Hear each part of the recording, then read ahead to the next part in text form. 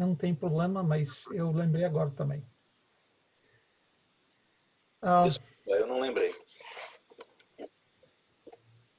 Nós não sabemos quem é Evódia e nem quem é Sintique. A gente imagina que talvez estiveram no começo em Filipos, talvez algumas das primeiras convertidas que agora se desentenderam. Não sabemos o motivo desse desentendimento. Mas quando diz para elas pensarem concordemente, ele usa a exata frase quando ele diz tende em vós o mesmo sentimento. Mais tarde, tem a ver, aliás, no capítulo 2, né? E nós vimos naquela ocasião que era para pensarmos como Cristo pensou e também fazer com que o Evangelho governe o que nós pensamos. Não sei, é possível, alguns comentaristas acham que talvez seja a patati patatá de mulheres dentro da igreja que começaram a brigar umas com as outras, briguinhas de sei lá o quê. É possível, ou pode ser alguma coisa mais séria, mas de qualquer forma, a ideia é, as duas estão olhando uma para a cara da outra, brigando, e a ideia é fazer com que elas parem de olhar uma para a cara da outra e comecem a olhar para quem? Para Jesus Cristo. Pensem cordialmente, muda o foco uma da outra e comecem a olhar em Jesus Cristo. E ao olhar em Jesus Cristo e se aproximar dele, você vai se aproximar uma da outra. Então, essa frase, pensem concordemente no Senhor, pense a mesma coisa no Senhor. Essa frase é importante. E seja lá qual for os detalhes, tudo que nós temos até aqui tem a resposta. Por exemplo, em Filipenses 2, estou voltando, capítulo 2, completai a minha alegria de modo que penseis a mesma coisa, a mesma frase, tenhais o mesmo amor, sejais unidos de alma, tendo o mesmo sentimento. Então, e ele baseia esse pedido em termos da consolação de amor, exortação em Cristo, comunhão do Espírito, etc. Ele fala no versículo 3, nada façais por partidarismo ou vanglória, mas por humildade, considerando cada um os outros superiores a si mesmo. Ele fala em termos de buscar o bem dos outros e não seu próprio bem. E depois ele fala no versículo 5, para termos o mesmo sentimento de humildade e de serviço que Cristo teve, e ele foi exaltado eventualmente. Aí no capítulo 3, toda aquela história de nos deixar para trás as coisas que para trás ficam e as coisas terrenas, e olhar firmemente para as coisas que diante de nós estão, todas essas coisas são também ajudam a resolver a discórdia que há entre essas duas irmãs. Ajudam elas a pensar concordemente. E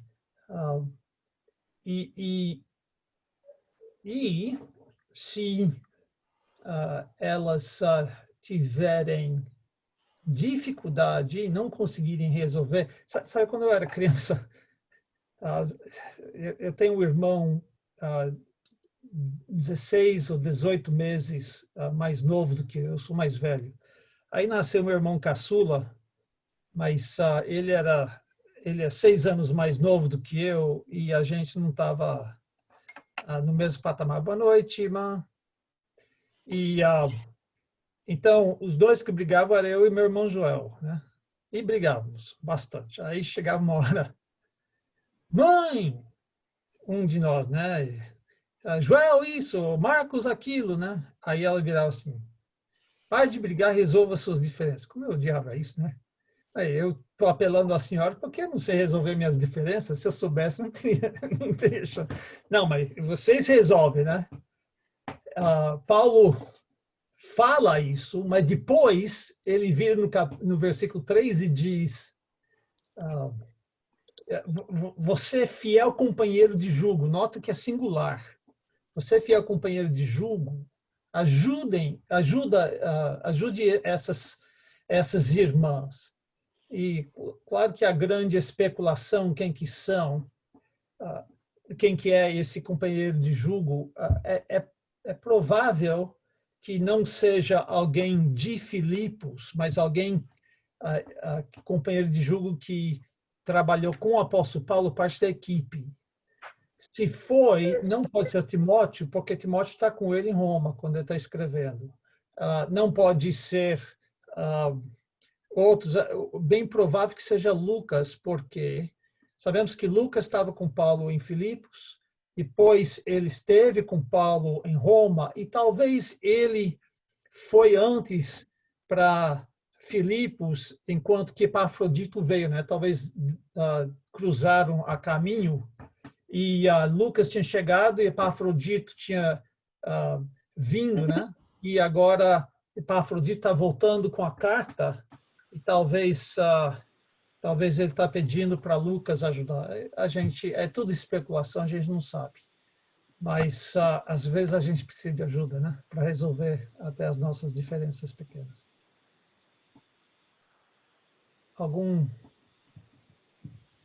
Coitado dessas mulheres. Quando a gente chegar no céu, todo mundo vai... você que é a Vódia? Você que é a Cinti? Talvez a gente não vai lembrar. Mudei meu nome. Pastor. Oi. Não poderia ser Silvano?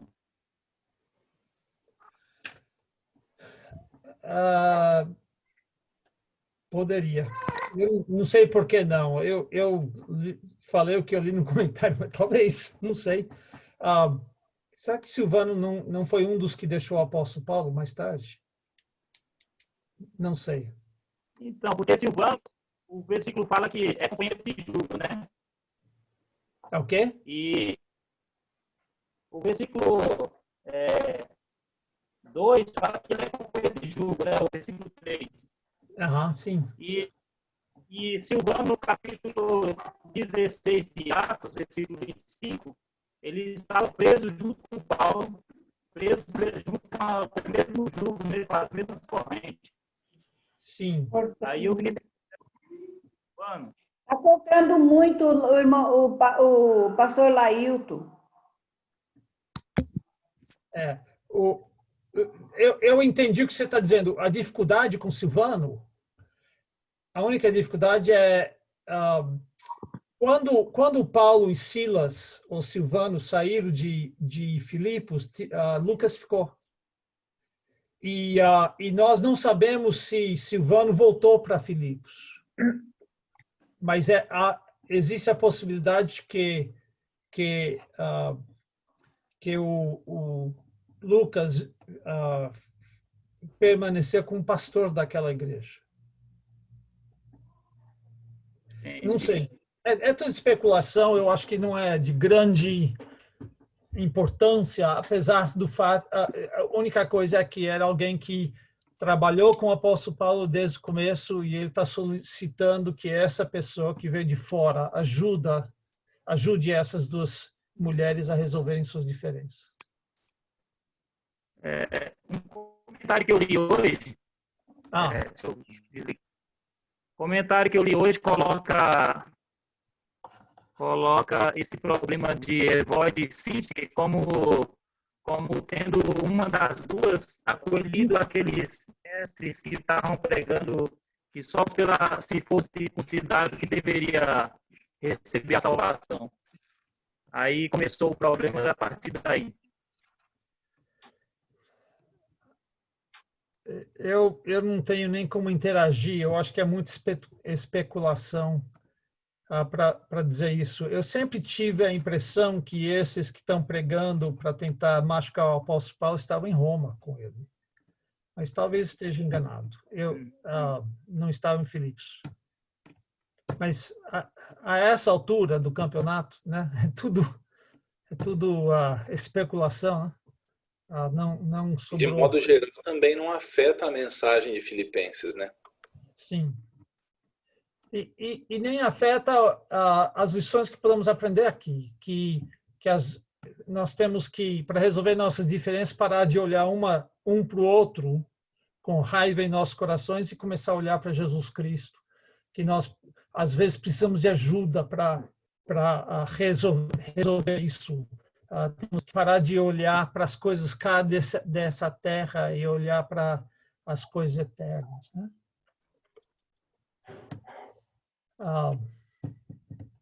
Mais alguma coisa? Versículo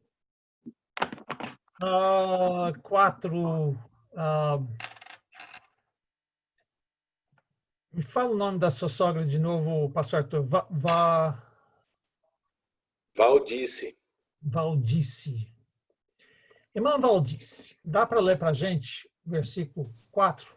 Sim. Alegrai-vos sempre no Senhor. Outra vez digo, alegrai-vos.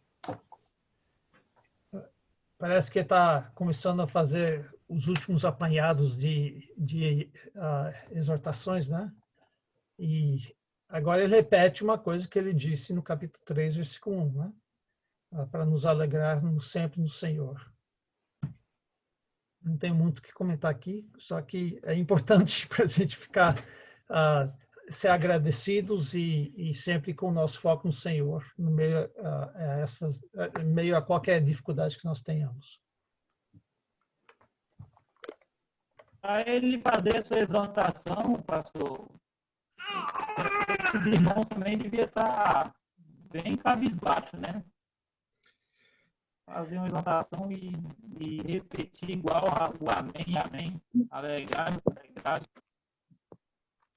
Sim, eu acho que talvez estivesse justamente porque ele falou que eles estavam tendo a graça de sofrer por Cristo e não somente crer nele, né? Certamente ele está tentando animá-los. É uma boa observação.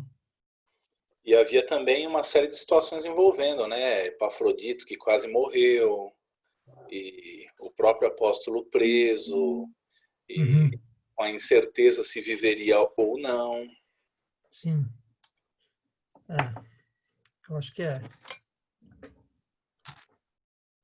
Versículo 5, Anadeli. Se puder. Seja a vossa moderação conhecida de todos os homens. Perto está o Senhor. Obrigada, irmã. Até eu achar o botão do mudo aqui. Eu tinha pedido para a Ana ler, mas não tem problema. É que os nomes são parecidos, Anadeli, Claudineia.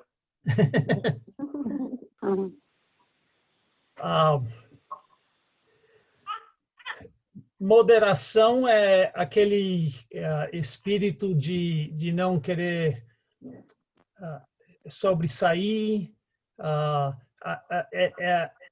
aquele espírito de ser meigo, de manso, de não ser aquela pessoa que sempre está tentando trazer atenção para si mesmo e perdendo a razão e gritando com as pessoas. Então, de uma certa forma, devemos ser caracterizados por equilíbrio emocional e tanto é que todos devem nos conhecer assim, né? E o perto está o Senhor tem dois sentidos de perto está o Senhor, né? Ele pode ser perto por espaço, ou seja, ele está vendo, ele está aqui por perto, você pode confiar nele, mas também você precisa entender que ele está vendo a sua reação. Mas acho provavelmente que ele está falando que ele está próximo de retornar, que perto em tempo, que não vai demorar que ele venha. e nós vamos estar com ele. Interessante que isso faz quase 2000 anos, e se ele já estava perto há 2000 anos, imagina hoje. Não devemos sentir que Cristo está demorando. Devemos viver com essa atitude, que Cristo está perto, que ele pode voltar a qualquer instante. E nós não sabemos, a gente entra numa rotina de vida e pensa, não, amanhã eu vou levantar, vou fazer isso, ano que vem eu vou fazer isso, a gente faz planos de 5 anos e sei lá o quê, e talvez devíamos fazer menos e viver pensando, e se Cristo voltasse hoje? Será que vai me pegar na cama sendo preguiçoso, ou será que ele vai me pegar trabalhando para ele? Será que ele vai me pegar perdendo minha paciência com meus irmãos, ou será que ele vai me pegar manso e moderado? Alguma observação? Ana, agora a sua vez, 6 e 7, os dois versículos vão juntos. Ok. Não andeis ansiosos de coisa alguma. Em tudo, porém, sejam conhecidas diante de Deus as vossas petições, pela oração e pela súplica, com ações de graça. E a paz de Deus, que excede todo o entendimento, guardará o vosso coração e a vossa mente em Cristo Jesus. O que vocês me dizem desse versículo que a gente aprende aqui?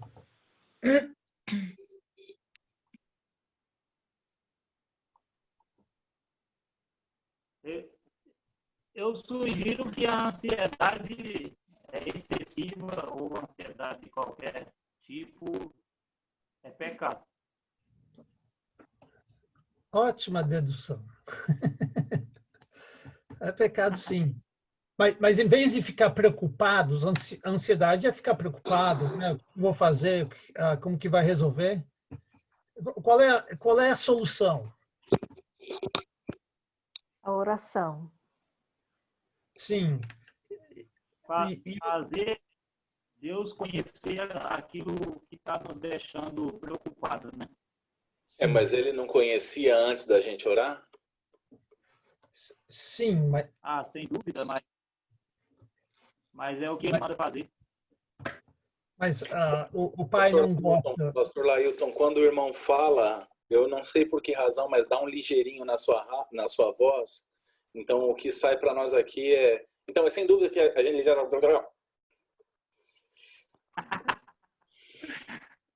Deve ser minha internet. Eu sei que fica falhando toda vez que ele fala. É óbvio que Deus sabe, né? Mas eu acho que ele gosta que a gente pede, né? Que quando a gente vira para ele, nós estamos, como a 1 Pedro 5 diz, estamos lançando sobre ele a nossa preocupação, o nosso fardo.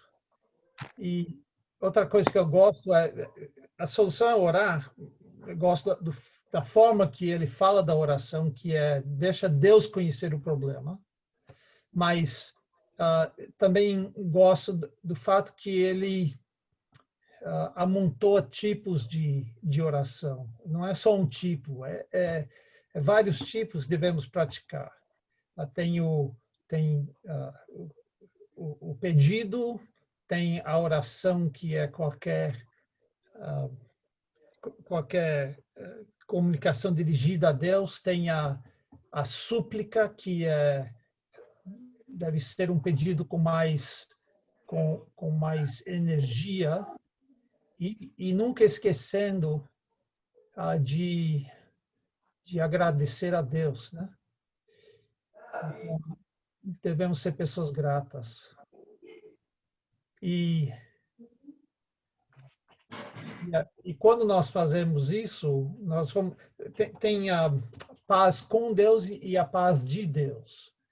A paz com Deus é quando nós que éramos pecadores, nosso relacionamento foi restaurado em Cristo, né? justificado, pois, mediante a fé, temos paz com Deus. Isso em Romanos, capítulo 5, versículo 1. Ou seja, quando nós colocamos nossa fé em Jesus Cristo, nós fazemos as pazes com Deus. Nós não temos mais culpa e ele não tem mais nenhum motivo de nos condenar. Mas aqui não está falando dessa paz, está falando não da paz com Deus, mas a paz de Deus, ou seja, a paz que Deus nos dá, que tantas e tantas vezes eu tenho conversado com pessoas no meio da aflição, no meio da dificuldade, deixar o Deus saber da angústia e sentir uma paz inexplicável, porque sabiam em cujas mãos estavam, né? Deixaram isso com Deus e Deus resolveu. E é uma paz que excede todo entendimento, porque o mundo olha para a gente e fala, mas por que ele tem tanta paz assim? Eu estava lendo um livro, um dos meus livros prediletos, se não meu livro predileto fora a Bíblia, que é Até que Tenhamos Rostos, do C.S. Lewis. E tem um momento na história em que tem 3 irmãos, e a irmã caçula vai ser sacrificada num monte, e ela está com tanta paz que a irmã mais velha fica furiosa com ela, porque ela foi para tentar confortar e tirar a ansiedade da irmã caçula, e a irmã caçula não está ansiosa. Então ela fica furiosa porque ela queria ser a pessoa que fizesse isso, mas ela estava recebendo conforto de outros cantos, né? Isso é uma história de ficção, mas para nós que somos cristãos, aqui o livro, Até que Tenhamos rostos. Mas para nós que somos cristãos é realmente uma verdade. Mais alguma observação? Alguém quer contar uma experiência de como isso funciona? Acho que o maior exemplo que eu vi disso foi de um irmão com quem eu convivi um pouco lá em Curitiba. O nome dele era José Veloso. Ele sofria de uma doença chamada doença de Fabry, né? Ela ia secando os líquidos do corpo, da espinha, e tinha vários estágios de problemas cardíacos, problemas cerebrais, problemas renais, hepáticos, circulatórios. E no mundo inteiro parece que só 19 ou 9 pessoas, eu sei que o número final era 9, pessoas no mundo tinham essa doença. E desse número, acho que 4 eram da família dele. O remédio era um remédio caríssimo, ele tomava aquele remédio intravenoso. Ele só conseguia esse remédio por meio de solicitação judicial, porque era um remédio que não daria para pagar, não se vende em farmácia. E eu me lembro de uma vez que ele deu um testemunho, ele falou, olha, nesses 14 anos que eu estou lutando com essa enfermidade, eu já tenho passado alguma dificuldade, alguma provação. Eu pensei comigo, mas alguma provação? Ele tinha os 2 braços enormes de inchado por causa de problemas de retenção de líquido local. Ele tinha fístulas em todos os lugares do corpo para acessar, para ele fazer hemodiálise, porque com o tempo aquelas veias vão ficando complicadas. Ele já, algumas de suas necessidades básicas ele não conseguia fazer normalmente. E uma série de outros problemas, ele chegou a ter derrame, infarto, problemas hepáticos seríssimos, e estava no final daquela lista de doenças. E ele chegou na igreja para dar o testemunho dele de como Deus era bom e maravilhoso com ele, e disse, nesse tempo todo eu tenho passado alguma dificuldade. Eu fiquei pensando, poxa vida, um homem com a vida que o irmão Veloso, a irmã Elô lembra dele, com a vida que ele teve, dizer que passou alguma dificuldade, é admirável de ver a tranquilidade que ele tinha no meio dessa tormenta.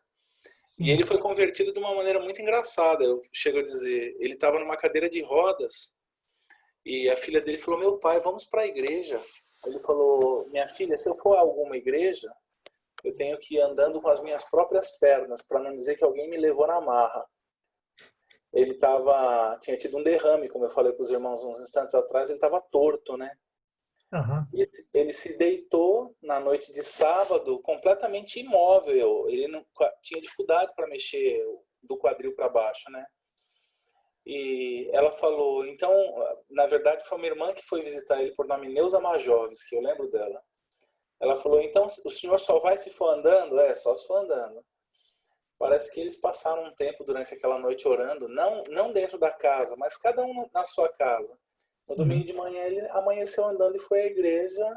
E na hora que o pastor João Batista fez o apelo, ele foi até lá na frente e ele falou, pastor, eu nunca acreditei em Deus, eu sempre fui muito cético, mas eu vim aqui porque Deus me trouxe andando e eu quero ir andando até o final da vida com ele.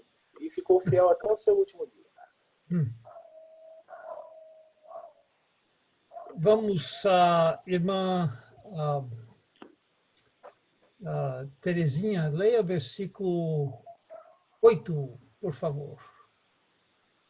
Finalmente, irmãos, tudo o que é verdadeiro, tudo o que é respeitável, tudo o que é justo, tudo o que é puro, tudo o que é agradável, tudo é de boa fama. Se alguma virtude há, e se algum louvor existe, seja isso o que ocupe a vossa mente.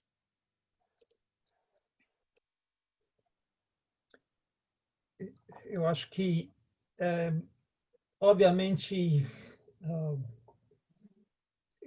que se explica por si só. Eu estava conversando esses dias com um pastor amigo meu nos Estados Unidos e foi ele que me incentivou a correr, fazer exercício físico, e eu estava trocando figurinhas com ele e esses dias quebrou meu relógio. Então, eu estava usando um programa no celular que eu gosto, mas é pago. Eu gostaria que fosse grátis. E eu estava perguntando se ele conhecia um. Eu falei, mas tem que se fazer assim, assim, assado. E eu quero poder que ele me fale a distância que eu corri e ainda poder escutar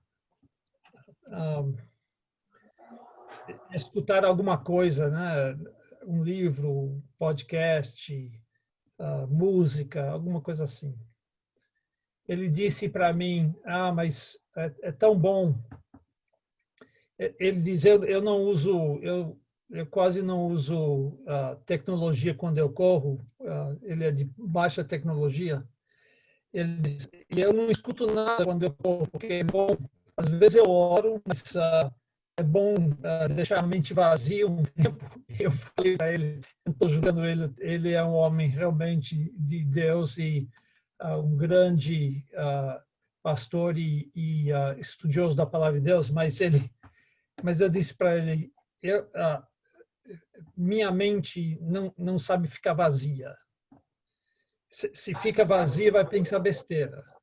Se eu tentar orar, ser uma lista, alguma coisa para me dirigir, eu vou me perder e a minha mente viaja. Eu não sei se os irmãos têm uma mente tão ativa, mas esses versículos estão dizendo para nós que nós precisamos controlar o que nós pensamos.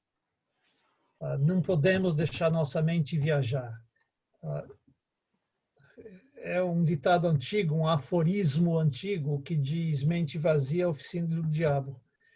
E não sei da sua vida, mas na minha vida é pura verdade. Quando minha mente está vazia, Satanás faz a festa. Então eu tenho que ter alguma coisa para pensar, alguma forma. Por isso que esse estudo bíblico tem sido tão bom, porque tem me dado a oportunidade de pensar naquilo que presta. Agora, ele não está falando que nós temos que pensar em Deus a todo instante. Percebe isso? Não é só pensar em Deus, mas é para pensar só naquilo que preste, se alguma virtude há, se algum louvor existe. Pode ser uma coisa bela, pode ser uma coisa verdadeira, alguma coisa louvável, uma coisa justa. O que nós não podemos ficar pensando é nas coisas que não prestam. E isso me traz duas aplicações importantes. É que uma é que nem todos os nossos pensamentos são em termos de palavras, de proposições, de declarações afirmativas ou negativas. Nós pensamos através, às vezes, de imagens, através de imaginação, esse tipo de coisa. Mas até aí, nós precisamos imaginar coisas verdadeiras, boas, puras, amáveis. E a segunda coisa é que a nossa mente é tão influenciável, e o que você deixa entrar é o que vai te controlar. Por isso que nós temos que vigiar tanto aquilo que nós assistimos na TV, os filmes que assistimos, a música. Quando eu era jovem, tinha uns pregadores que falavam mal da música rock. E falavam mal da música e não tanto da letra. E tinha toda aquela coisa que eles chamam de backmasking, onde se você tocar a música ao contrário, deve ter uma encantação para o diabo no meio. Falavam sobre como o ritmo é igual ao corpo e tudo isso. Nada disso me conhece. Mas a música e a letra, mas a música em si afeta a forma em que eu penso. A música rock, samba, popular, seja lá o que for, ele traz significado, e às vezes esse significado até culturalmente formado, né? Nós no Brasil somos da tradição ocidental, com um pouquinho de influência africana, mas basicamente da tradição ocidental. E isso significa que nós somos influenciados pela cultura ocidental, a cultura cristã. E isso significa que certas coisas nos afetam de uma forma que a gente capta sem pensar. Eu não estou tentando falar que um tipo de música é boa, outro tipo de música é ruim, nem nada disso. O que eu estou falando é que nós precisamos aprender a ser criterioso, porque tudo que nós escutamos, seja música, seja fofoca, seja programa de TV, seja livros que nós lemos, tudo que nós assistimos e deixamos entrar pelos nossos sentidos vai afetar o que nós vamos pensar. E se se aquilo que está entrando faz a gente pensar de uma forma viciosa, uma forma sem virtude, o oposto de virtude é vício, então nós devemos parar de pensar naquilo e fazer um esforço forte para colocar outra coisa no lugar que vai nos ajudar a pensar corretamente. Isso que deve ocupar nosso pensamento. Me parece que é uma das chaves da vida cristã, é ter exímio cuidado com aquilo que a gente deixa entrar em nossa mente. Mais algum comentário, pergunta, reclamação? Reclamação. De repente, alguém quer me xingar, pode xingar também. Pastor Arthur, leia o versículo 9. O que também aprendestes, e recebestes, e ouvistes, e vistes em mim, isso praticai, e o Deus da paz será convosco.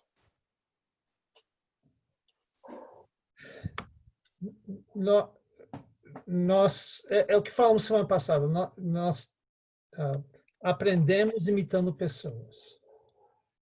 Então, nós precisamos escolher bem os nossos modelos. O apóstolo Paulo é um bom modelo, só que a gente não conviveu com ele como os filipenses. Então, devemos achar pessoas que sejam bons modelos para nós. Mas também imagina poder dizer isso para os demais. O que você viu em mim, o que você aprendeu comigo, o que você ouviu de mim, isso você deve praticar. O Deus da paz será convosco. Então, especialmente nós que somos líderes, devemos nos esmorecer para sermos bons exemplos.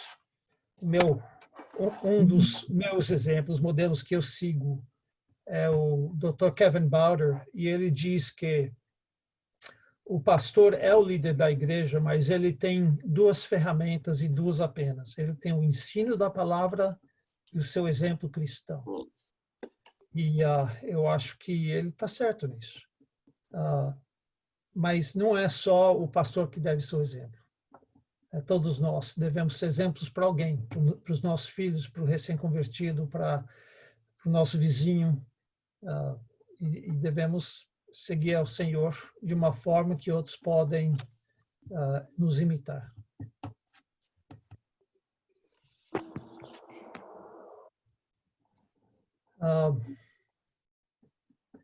Algum comentário? É interessante como muitas vezes isso aí é censurado, né, pastor? A gente ouve pessoas dizendo assim, eu não obedeço, não sigo pastor nenhum, eu sigo a Jesus. Talvez a pessoa não tenha tido a infelicidade de nunca ter encontrado um pastor para ser seu exemplo, né? Mas a necessidade de sermos exemplos para os demais é muito importante. E isso remete a gente àquela ideia do que acontecia no passado, né? Antigamente uma pessoa, 30 anos atrás, que quem se converteu nos últimos 20 anos está num risco muito grande de não conhecer nada do Evangelho, mas uns 30, 35 anos atrás, quando uma pessoa era convertida, ela passava por dois processos, um de desassociação e outro de associação. O de desassociação é quando ele parava de ir ao bar e bater papo com os amigos, ou a mulher de se reunir com as vizinhas para fofocar do que acontecia no bairro, coisa do tipo. E o de associação era ele se congregar numa igreja, mudar aquele aspecto. O homem nunca usava um terno, botava um terno. Não tinha o hábito, às vezes nem sabia ler, mas carregava para todo lado uma Bíblia. Antes ele não fazia isso. E as próprias conversas mudavam, né? Existe hoje a necessidade de ser um exemplo, e não só da casca, né? Principalmente interiormente, né? Uma pessoa conhecida, professora no seminário, fala que muito em parte modéstia tem a ver com o coração do indivíduo. Modéstia começa no coração. Se o aspecto externo está errado, o aspecto interno também está errado, né? Sim. Eu quero ler uma porção de versículos de uma só vez. Eu vou ler só para economizar. Vou ler do versículo 10 ao 17. Diz assim: Alegrei-me sobremaneira no Senhor, porque agora uma vez mais renovastes a meu favor o vosso cuidado, o qual também já tinhais antes, mas vos faltava oportunidade. Digo isso não por causa da pobreza, porque aprendi a viver contente em toda e qualquer situação. Tanto sei estar humilhado, como também ser honrado. De tudo e em todas as circunstâncias já tenho experiência, tanto de fartura como de fome, assim de abundância como de escassez. Tudo posso naquele que me fortalece. Todavia, fizestes bem, associando-vos na minha tribulação, e sabeis também vós, ó Filipenses, que no início do Evangelho, quando parti de Macedônia, nenhuma igreja se associou comigo no tocante a dar e receber, senão unicamente vós outros, porque até para Tessalônica mandasse não somente uma vez, mas duas, o bastante para as minhas necessidades. Não que eu procure o donativo, mas o que realmente me interessa é o fruto que aumente o vosso crédito. Eu quero parar aqui e depois a gente lê mais versículos. 3 coisas. Primeiramente, quando a Anitta e eu recebemos doações, não sei se você já teve o privilégio de receber doações, mas nós recebemos do exterior doações e nós temos que escrever cartas assim. E normalmente, quando nós recebemos algum donativo ou doação, a gente escreve o obrigado no início da carta, não no fim, né? Para nós, hoje, parece que Paulo está fazendo pouco caso, né? No finalzinho. Mas lembra que ele teria enviado talvez uma cópia só para a igreja toda, que iria reunir em várias casas, então não seria lido de uma só vez, e a maioria não saberia ler, então essa carta foi lida em voz alta para todos ouvirem pela primeira vez juntos, né? Talvez nesse domingo nessa casa, no outro domingo na outra casa e assim por diante. Então, como eles receberam essa carta de forma oral, ele deixou para o último, porque se é a última coisa que eles iriam ouvir, e assim eles iam guardar. Então, a gente tem que mudar um pensamento um pouco e colocar e ver que o apóstolo Paulo deixou para o fim porque era a coisa mais importante. Então, isso é uma coisa. Outra coisa é um agradecimento tão engraçado. Primeira vez quando você lê, não parece que está dizendo, olha, obrigado, eu não precisava, mas obrigado mesmo assim. Já imaginou fazer um sacrifício daqueles que até o Epafrodito quase morre, aí ele recebe e fala, muito obrigado por me mandar a sua oferta. Não precisava, porque eu sei viver sem isso, mas obrigado. Né? Parece um descaso muito grande, né? Por que você acha que ele escreve dessa forma? Alguma sugestão? Possivelmente para encorajar os irmãos a entenderem que quem sustentava ele era Deus, né? Até porque nos versículos que se seguem, dentro aí da leitura, ele usa algumas vezes a expressão que ele não está procurando donativo, mas o que interessa a ele é o fruto que aumente o crédito deles, ou seja, o crédito dos filipenses para com Deus. E também ele usa uma expressão no tocante a dar e receber, não unicamente, porque até para a Tessalônica mandasse bastante, não, que eu procuro. Então, eu estou procurando o trecho onde ele diz que a necessidade de contribuir era dos filipenses. Não que ele tivesse necessidade de receber, mas que os filipenses tinham necessidade de contribuir. Isso foi no final do capítulo 2, quando ele falou que eles tinham obrigação, que eles estavam cumprindo a obrigação que eles tinham para com ele, né? Uhum, sim. Sim, também. Eu acho que é válido observar isso, e também no meio disso tudo, ele nos dá uma lição de contentamento. Esse tudo posso naquele que me fortalece é tirado fora do contexto e a gente vê como adesivo. Isso é a terceira coisa que eu ia dizer. A gente vê isso como adesivo em carro, com a ideia de que Deus vai me fazer poderoso e eu vou conquistar todos os obstáculos. Se eu sou pobre, eu vou ficar rico. Se eu estou doente, eu posso ficar forte e saudável. Tudo posso naquele que me fortalece. Mas, no contexto, a gente vê que é justamente o oposto. Ele está dizendo, eu posso passar fome naquele que me fortalece. Eu posso passar fartura. Às vezes é mais difícil ter abundância, porque a Bíblia nos alerta, vez após vez, o perigo das riquezas, que fazem com que a gente confie nas riquezas e não em Deus. Mas qualquer que seja a situação de honra ou de vergonha, de status ou de estar aprisionado, de fartura e abundância ou de passar fome, eu sei ficar contente em Jesus Cristo, porque eu sei depender de Deus e não depender dessas coisas. Então, ele nos dá uma excelente lição de contentamento em qualquer situação que nós nos encontramos. Mas eu acho que tem um outro medo que a gente vê repetidas vezes no apóstolo Paulo. Alguém quer dar um chute?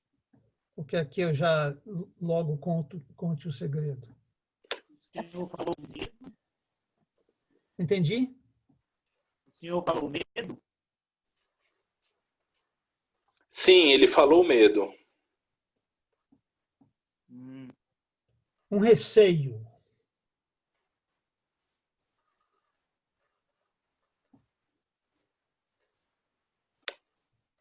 Seria o correivão que ele já falou?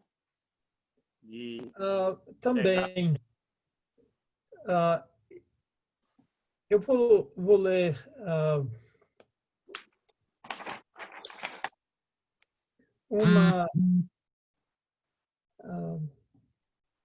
uma passagem aqui e depois uma passagem até mais clara. Eu vou ler em 2 Coríntios capítulo 4.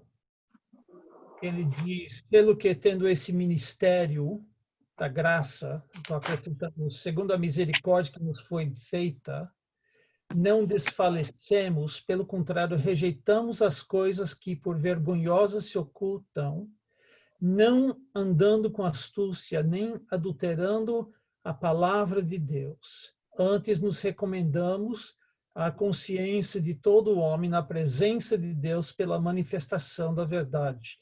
Ele está dizendo aqui que ele não está usando o ministério como pretexto, que ele não é charlatão, ele não está ocultando o que ele ensina, o que ele crê, usando o ministério como pretexto, mas que ele está apelando diretamente à consciência dos coríntios. Mas agora veja em 1 Tessalonicenses, capítulo 2, você vai lembrar que quando ele saiu de Filipenses, ele foi para Tessalonicenses. E ele diz, no versículo 3 de 1 Tessalonicenses, capítulo 2, ele está defendendo o ministério dele, porque ele tinha alguns falando, quando a coisa ficou ruim, você foi embora, né? E ele diz, vocês, irmãos, sabem pessoalmente que a nossa estada entre vós não se tornou infrutífera, mas apesar de maltratados e ultrajados em Filipos, como é do vosso conhecimento, tivemos ousada confiança em nosso Deus para vos anunciar o evangelho de Deus em meio a muita luta, pois a nossa exortação não procede de engano, nem de impureza, nem se baseia em dolo. Pelo contrário, visto que fomos aprovados por Deus a ponto de nos confiar Ele o Evangelho, assim falamos, não para que agrademos a homens, e sim a Deus que prova o coração. A verdade é que nunca usamos de linguagem de bajulação, como sabeis, nem de intuitos gananciosos. Deus disso é testemunha. Tem outro lugar que ele fala daqueles que usam o evangelho como pretexto para se enriquecerem. Eu acho que ele tinha um pavor das pessoas falar, você virou pastor, você virou apóstolo só para você ficar rico. Porque ele pregou tanto contra isso. A ideia de usar o ministério como uma forma, como um pretexto de se enriquecer. porque você ganha a confiança dos povos. Eles não podem retribuir espiritualmente, então eles querem retribuir materialmente. Isso é justo. Mas ele queria deixar muito, muito claro que ele estava servindo aos filipenses pelo prazer de servir a Deus. Ele estava buscando o bem dos filipenses e não sua própria riqueza. E, portanto, embora ele é muito grato pela oferta, ele não quer que eles pensem que esse é o motivo que ele estava servindo eles. Eu acho esse é o medo que ele tinha, o temor que ele tinha, de que outros pudessem olhar e falar, tá vendo? Ele está fazendo isso, ele recebeu uma baita de uma oferta, mas é porque ele é interesseiro, ele fez a cabeça deles para eles enviar uma oferta para ele ficar bem de vida. E ele diz, não, eu sei ficar contente até na pobreza, mas vocês fizeram bem em contribuir comigo. Pelo menos essa é uma ideia que eu tive ao ler isso. Só acho estranho que se eu escrevesse isso para alguém que me dê uma oferta, eles vão ficar ofendidos. Mas eu entendo por que Paulo escreveu o que ele escreveu. Mais alguma contribuição? Agora eu quero pedir para a irmã Afra ler para nós o versículo 18, 19 e 20. Recebi tudo e tenho abundância, estou suprido desde que Epafrodito me passou as mãos, o que me veio de vossa parte, como aroma suave, como sacrifício aceitável, aprazível a Deus. E o meu Deus, segundo a sua riqueza, em glória há de suprir em Cristo Jesus cada uma de vossa necessidade. Ora, o nosso Deus e Pai seja glória pelos séculos dos séculos. Amém. Então, aqui ele agradece sem titubear, né? E eu acho interessante a comparação do nosso sacrifício para ajudar o nosso irmão, para ajudar a proclamação do Evangelho. O nosso sacrifício é comparado com o sacrifício do Antigo Testamento. Hoje a gente não mata animal, não queima no altar, mas Deus tira o mesmo prazer e ele aceita o nosso sacrifício.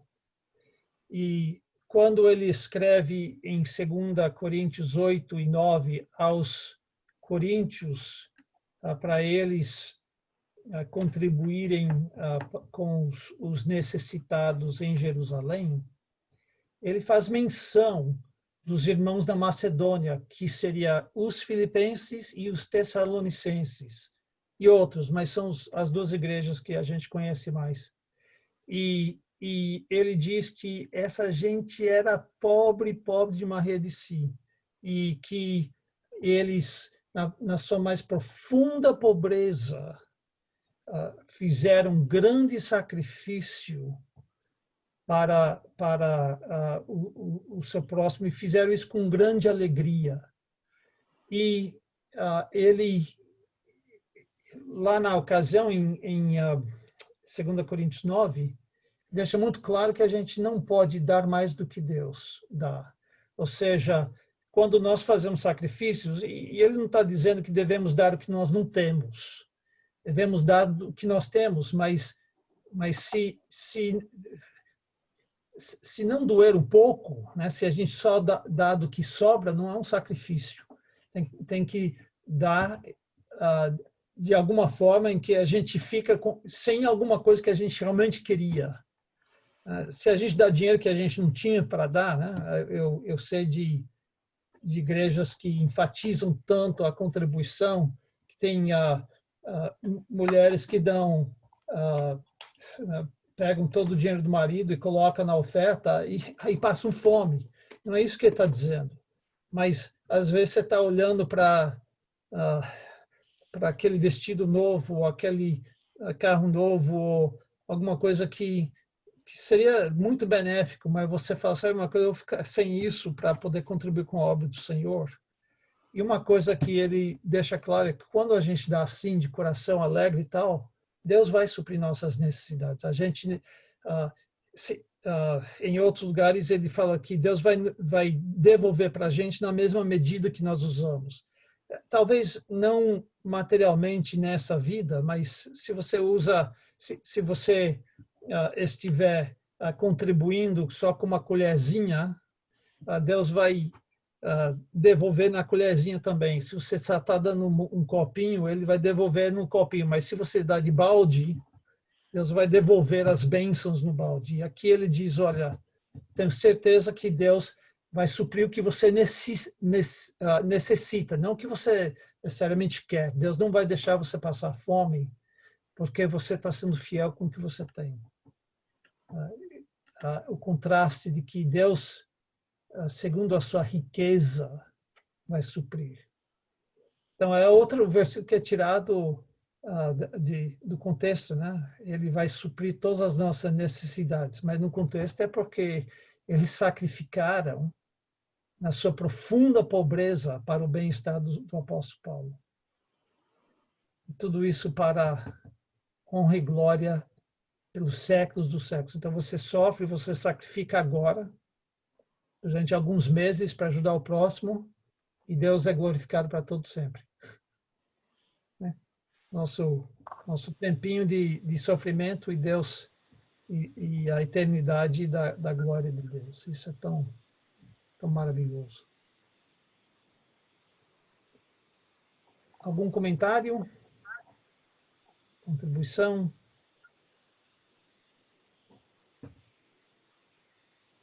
Se não,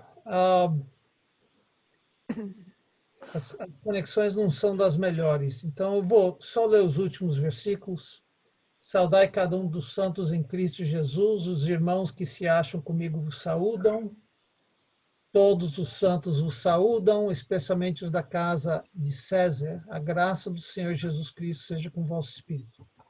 Isso é interessante que em cartas, que ele quase não conhece ninguém, ele lista um monte de pessoas. Fulano saúda você, Cicrano, Beltrano, e dá um abraço para Beltrano e assim por diante. Aqui, que ele conhece todos, o único lugar que ele cita nomes é antes, quando ele fala de Sintique e Evódia, mas aqui, numa carta bem mais pessoal, ele cita poucos nomes. Mas é assim que terminam as cartas, né? E ele encerra desejando a graça do Senhor, estando com o Espírito deles.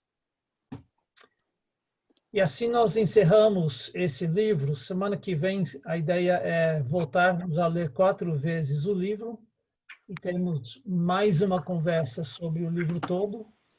Se faltou alguma pergunta que você tinha e nós não respondemos adequadamente, me manda no WhatsApp, coloca no grupo, e eu terei prazer em tentar achar uma resposta.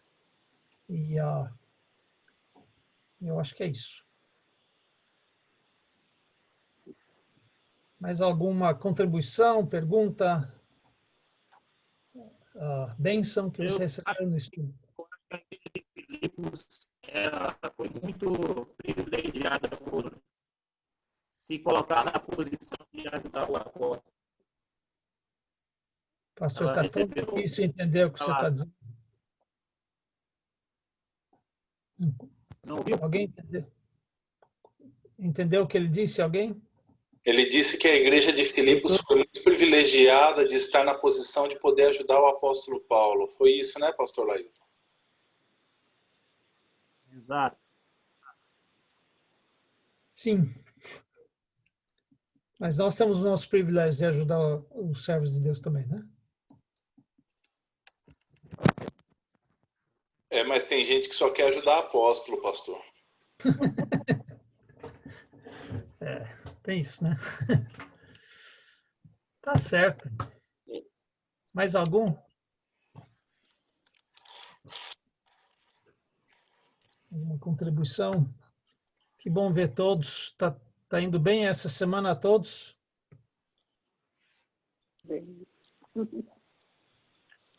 Eu só queria dizer que esse estudo de 1 Pedro e agora esse agora me ajudou muito. Isso foi, para mim, foi uma grande bênção. Que bom. Semana que vem ainda estamos em Filipenses. Aí eu sei que as minhas viagens vão começar e o pastor Arthur vai dirigir o próximo estudo. Aí, se você tem algum livro que você está doido para estudar, fala com ele. Não que eu não irei participar, mas só quando eu puder.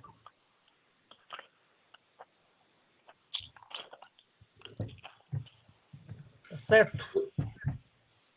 Pois bem, irmãos, se ninguém tem mais nenhuma contribuição, boa noite. Boa noite. Boa noite. Boa noite. Tchau. Boa noite. Boa noite, irmã Terezinha. Manda um abraço para o irmão Sebastião. Cadê a Elô? Tem que tirar o mudo. A Elô tá aqui. Tá lá embaixo. Não deixe ela subir, não. Tá muito bagunceira.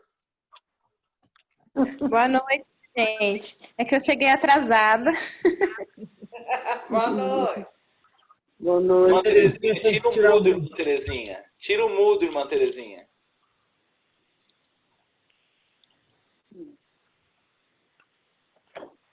Tudo.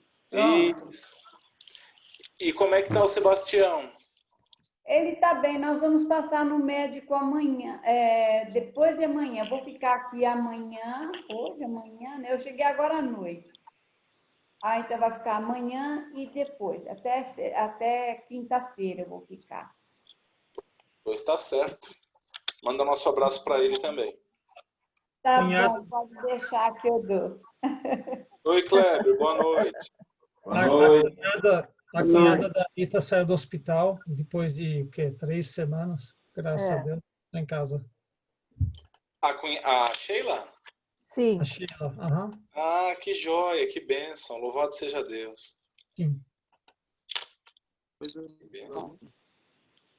Vamos orar para as coisas continuarem indo bem, irmãos. Parece que nosso país está vencendo essa batalha com a bênção do Senhor contra essa enfermidade. Parece que tem menos gente morrendo disso cada vez, né? Eu vi isso hoje. Está bem melhor, né? Tomara que vá melhorar a cada dia. Verdade. Vamos orar também pelo clima. Eu fiquei sabendo que vem uma frente fria muito grande aí para esse final de semana. Parece que vai cair até neve. O Bastião já está reclamando antes de chegar. O pior é que a previsão é que vai cair principalmente na rua Maurílio Décio Campioto. Ai, Deus, tem misericórdia. Não, manda ela mais longe para lá. Deixa o Bastião ficar no quentinho. Ele está sentindo muito frio. Tá horrível. Vai cair neve no Amazonas, é isso que você disse? No Rio Grande do Sul diz que vai cair neve. Puxa. Não é uma grande novidade, né? Mas tudo bem. Não. Tá bom, minha gente. Deus abençoe os irmãos. Amanhã disse que vai nascer uma bisneta minha. Ah, é? Aí disse que a mãe dela pediu oração por ela, que ela vai fazer